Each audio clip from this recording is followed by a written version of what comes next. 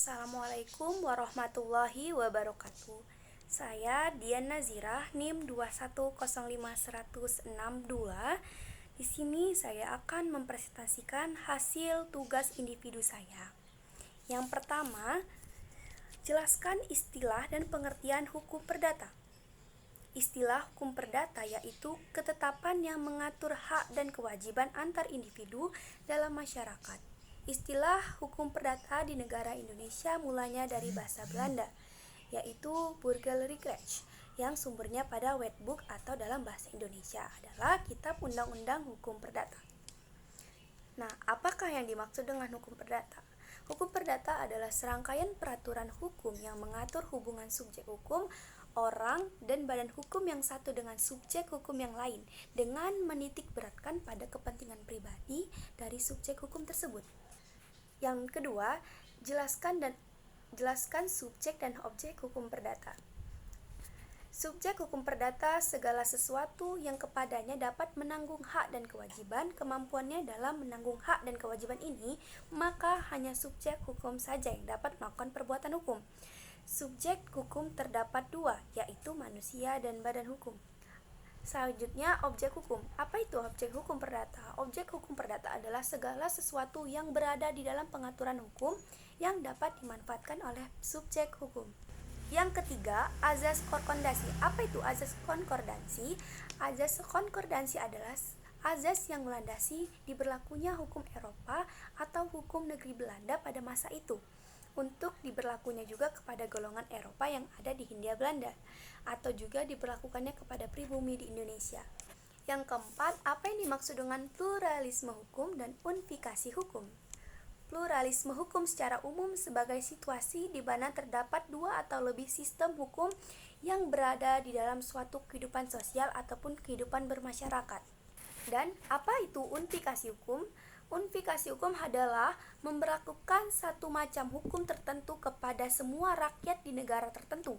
Jika suatu hukum dinyatakan berlaku secara unifikasi, maka di negara itu hanya berlaku satu macam hukum saja dan tidak diberlakukan macam-macam hukum tertentu lainnya.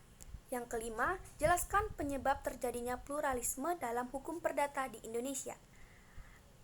Adanya faktor golongan penduduk. Kenapa bisa terjadi adanya faktor golongan penduduk? Di mana setelah proklamasi kemerdekaan sejak berlakunya Undang-Undang Darurat Nomor 1 Tahun 1951, ketentuan pasal 163 ISJO pasal 75 RR secara formal tidak berlaku lagi.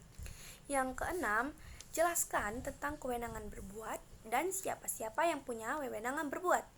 Kewenangan berbuat pada hakikatnya adalah melaksanakan untuk mengetahui apakah seorang itu dapat wewenang berbuat atau tidak. Ada 3 macam wewenang berbuat. Yang pertama, 1. Cakap atau mampu berbuat karena memenuhi syarat hukum. Yang kedua, kuasa atau berhak berbuat karena diakui oleh hukum. Yang ketiga, walaupun setiap orang tidak terkecuali sebagai penduduk hak dan kewajiban subjek hukum. Dan yang ketujuh, sebutkan dan jelaskan siapa saja yang tidak wewenang berbuat. Yang pertama, orang yang belum dewasa, yaitu batas waktu belum 18 tahun. Yang kedua, orang yang di bawah pengampuan. Dan yang ketiga, orang yang dilarang undang-undang untuk melakukan perbuatan hukum. Selanjutnya, yang kedelapan, syarat-syarat perkawinan menurut hukum perdata. 1. Adanya persetujuan kedua calon mempelai. 2. Adanya izin orang tua atau wali bagi calon yang belum berusia 21 tahun. 3. Usia calon mempelai laki-laki sudah mencapai 19 tahun dan perempuan 16 tahun. Dan yang keempat, tidak ada hubungan darah atau keluarga. Kelima, tidak dalam ikatan perkawinan. Keenam, bagi suami istri yang sudah bercerai, mereka tidak boleh untuk kawin lagi. Dan yang ketujuh, tidak dalam berada waktu tunggu.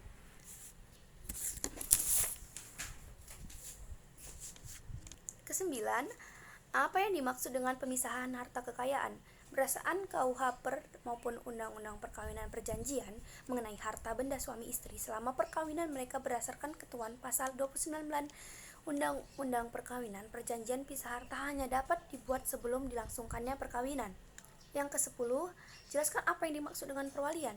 Perwalian adalah pengawasan terhadap anak yang di bawah umur yang tidak berada di bawah kekuasaan orang tua, serta pengurusan benda atau kekayaan anak tersebut sebagaimana diatur dalam undang-undang.